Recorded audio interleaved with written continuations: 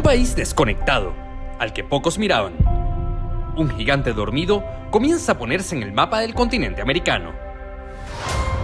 Sí, Venezuela. Este es el vuelo Piazza 700 con destino a París. El país al norte de Sudamérica y su principal aeropuerto, el Aeropuerto Internacional Simón Bolívar de Maiquetía, está a punto de reclamar el trono que le pertenece por derecho geográfico. Hoy vamos a desglosar la reactivación y la evidente reconexión de Venezuela con el mundo. Evaluaremos su capacidad, su futuro y qué tan cerca puede estar de convertirse en el centro energético de mayor tráfico del continente. Hoy hablaremos de las posibilidades reales que tiene el aeropuerto de Caracas en convertirse en el nuevo hub de Sudamérica.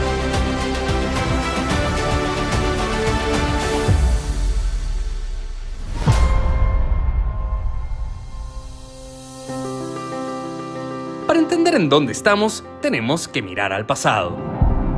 Durante décadas, el aeropuerto de Maiquetía, en épocas donde los modelos de hubs no existían, era la puerta de entrada a Sudamérica. Junto a su aerolínea de bandera Viasa, eran el punto de conexión de Norteamérica y Europa a Sudamérica. Con una red de destinos e itinerarios diseñados para la conexión, Viasa fue pionera en el tráfico de hubs.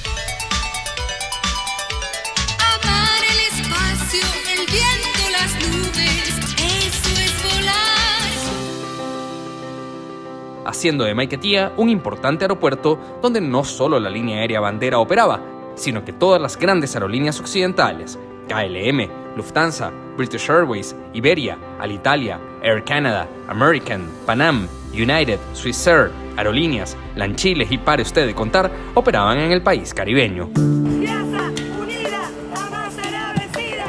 Sin embargo, tras la quiebra de Viasa en 1997 y el deterioro de la situación económica, el crecimiento de grandes hubs como el Hub de las Américas en Panamá y el crecimiento exponencial de aerolíneas como Avianca, LAN, luego LATAM Airlines, hicieron que la demanda disminuyera. Las aerolíneas venezolanas nunca pudieron llenar el vacío que Viasa había dejado.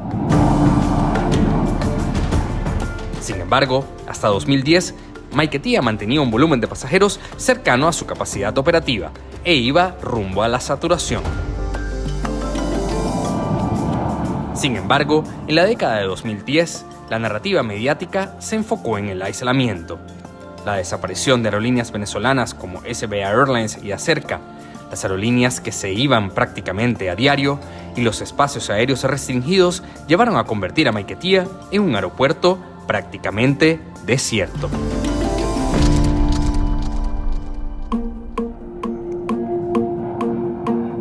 Pero la industria de la aviación no se mueve por sentimientos. Se mueve por rentabilidad, por proyecciones de demanda y por ubicación estratégica. Y en el año 2026, los titanes de la aviación mundial han sacado sus calculadoras y se han dado cuenta de un hecho irrefutable. Caracas tiene el potencial absoluto, matemático y logístico para convertirse en el hub de conexiones más importante de Sudamérica, en el epicentro del turismo de la diáspora y en el centro energético de mayor tráfico corporativo del hemisferio.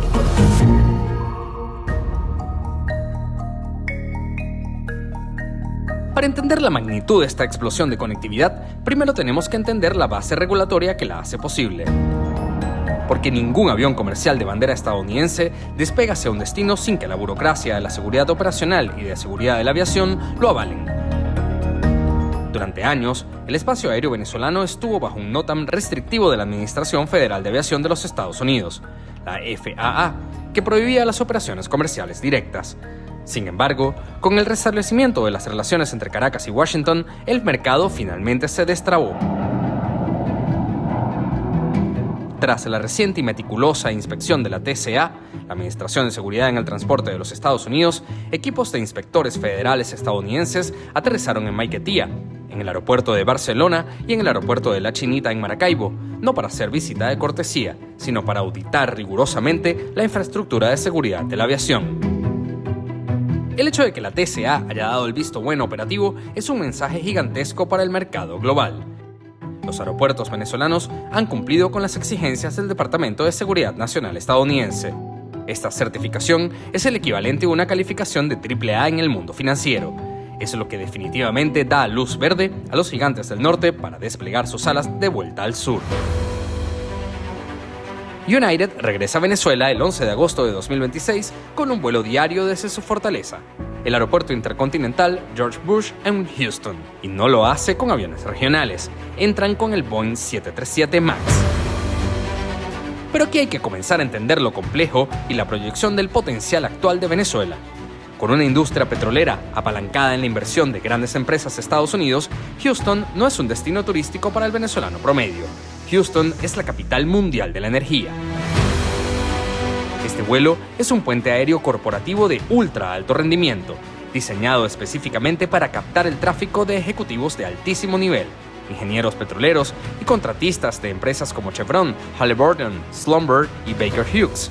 En la industria, ese tipo de pasajeros se le conoce como tráfico de alto yield o alto rendimiento.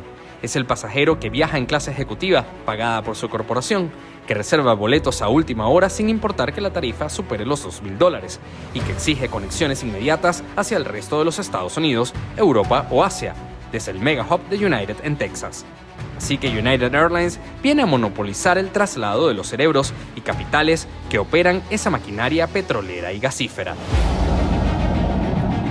Pero si United busca al ejecutivo petrolero, American Airlines viene a reclamar lo que definitivamente históricamente ha sido suyo, el mercado VFR, el tráfico de visitantes de familiares y amigos.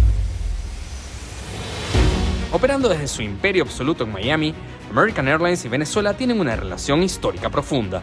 Durante décadas, Miami fue esencialmente un suburbio de Caracas. Vuelos operados en su mayoría en Boeing 767 y Boeing 757, es decir, una impresionante oferta de asientos diarios, siendo una de las rutas más rentables de América Latina del gigante norteamericano.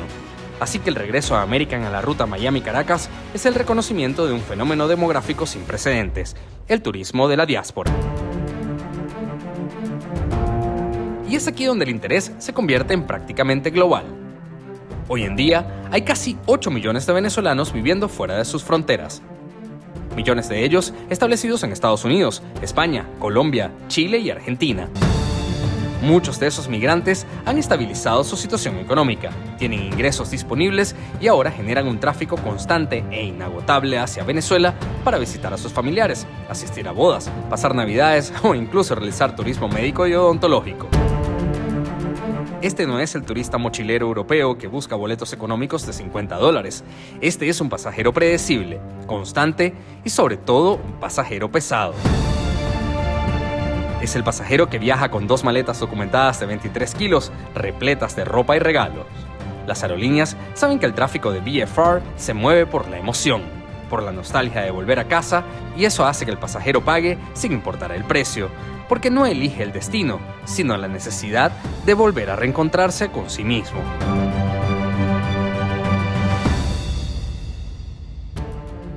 Suena lindo, ¿verdad? Pero para las aerolíneas, esto es una máquina de hacer dinero. 8 millones de venezolanos en el exterior implica aviones llenos casi todo el año.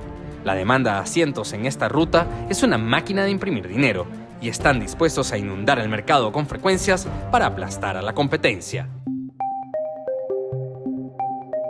Y hablando del norte, no podemos dejar por fuera el majestuoso regreso del Caballero Águila Aeroméxico, que vuelve a aterrizar en Caracas, conectando directamente con el Aeropuerto Internacional de la Ciudad de México.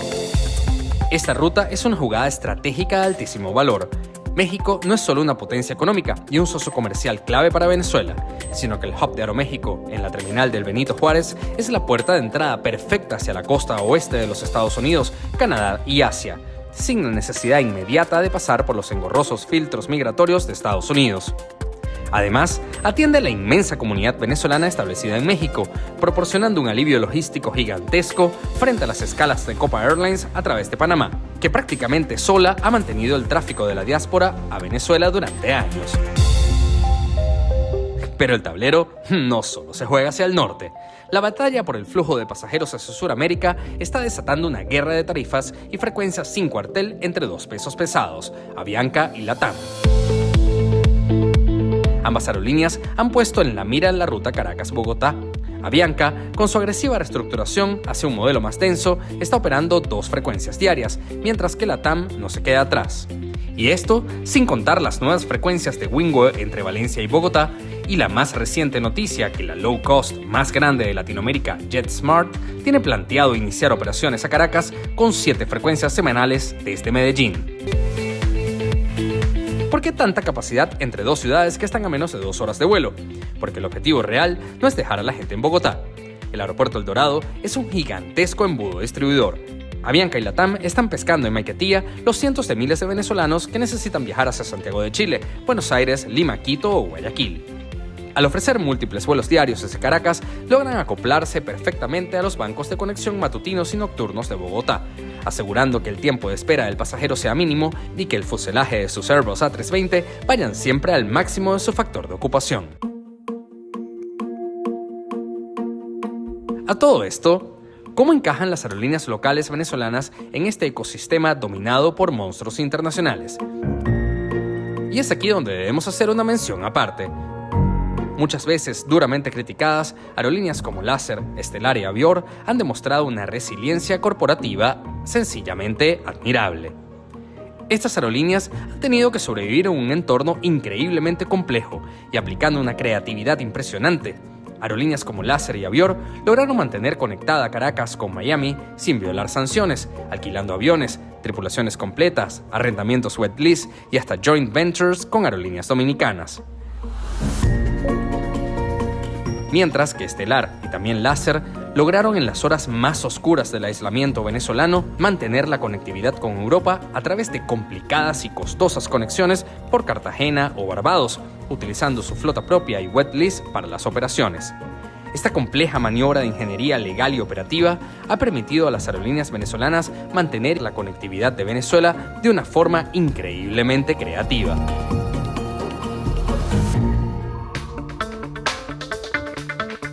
Hoy, con la flexibilización del mercado, esas aerolíneas se enfrentan a un reto inmenso. Y es que por primera vez en más de una década, las aerolíneas venezolanas tienen verdadera competencia al frente y operando en desventaja con envejecidas flotas de Douglas MD-80 y Boeing 737 Classic, y sin poder ofrecer la capacidad de conectar a través de hubs, siendo muy limitada la oferta de destinos, aviones de poca capacidad ineficientes en consumo de combustible y una experiencia a bordo inferior a los novísimos 737 MAX y NEO con los que se enfrentan. El reto de las aerolíneas venezolanas será actuar rápido, esperar que puedan obtener financiamiento internacional para renovar sus flotas, actualizar al personal y mejorar la experiencia al cliente para que puedan competir de igual con los monstruos que amenazan su futuro. Y cruzando el Océano Atlántico, Europa también ha reafirmado su presencia. Iberia ha restablecido su puente histórico entre Madrid y Caracas, trayendo a la capital venezolana sus imponentes A330 y A350. Este vuelo no es solo una conexión con España, es el cordón umbilical de Venezuela con el resto de Europa, Medio Oriente y África, y alimentado, por supuesto, por la poderosa red de la alianza One World. Al igual que el tráfico hacia Miami, la ruta a Madrid se nutre de la masiva diáspora venezolana en España y de los fuertes lazos corporativos e inversiones europeas en el sector europeo y de telecomunicaciones del país. Pero la noticia que ha hecho temblar los cimientos de la aviación sudamericana es el anuncio que confirma el cambio de paradigma absoluto para Venezuela, la llegada de Qatar Airways en Caracas.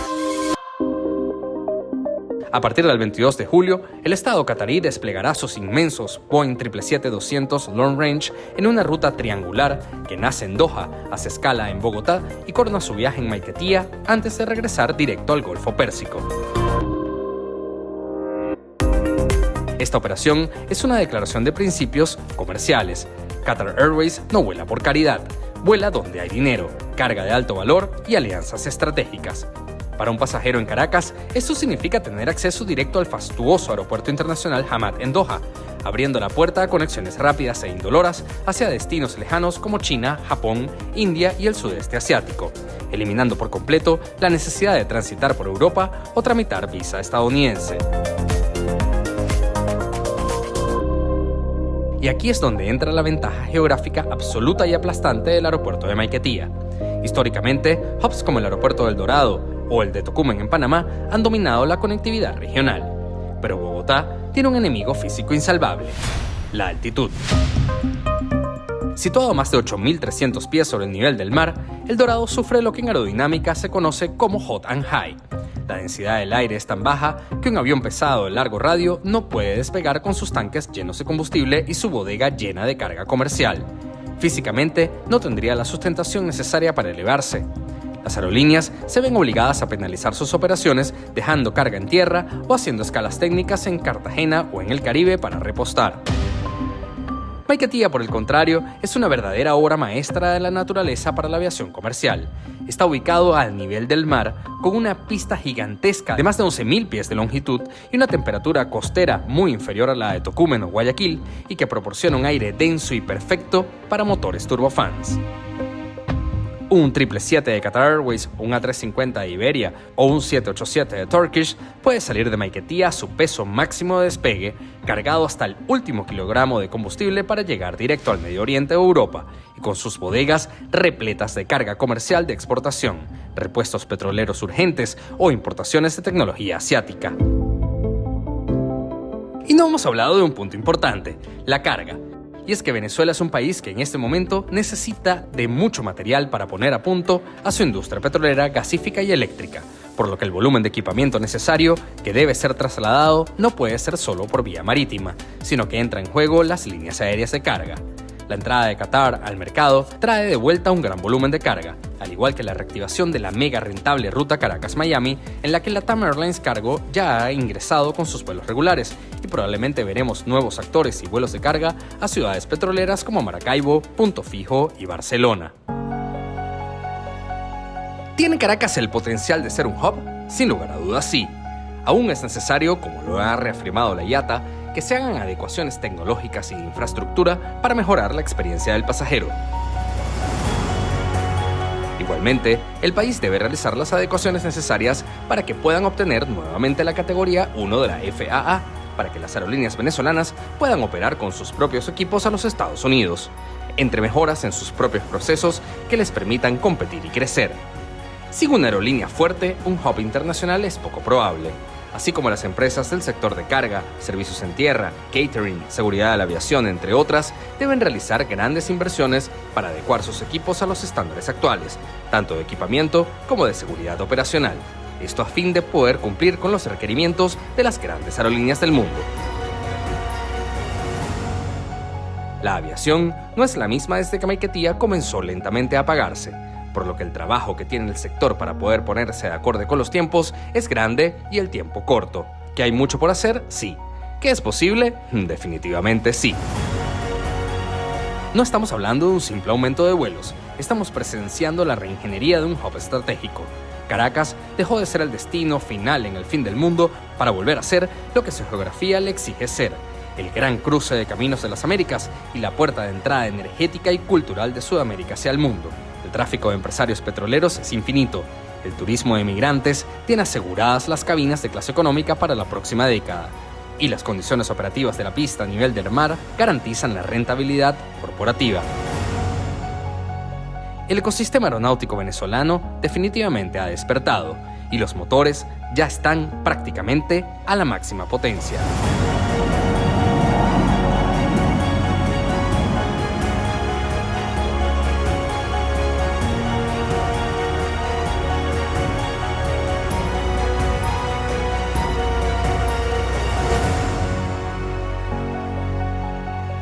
Cuéntanos, ¿qué opinas de la reactivación de Venezuela en el mercado aeronáutico? ¿Qué rutas te pueden emocionar más? ¿Y cómo ves el futuro de Maiquetía? Déjanos saberlo en los comentarios.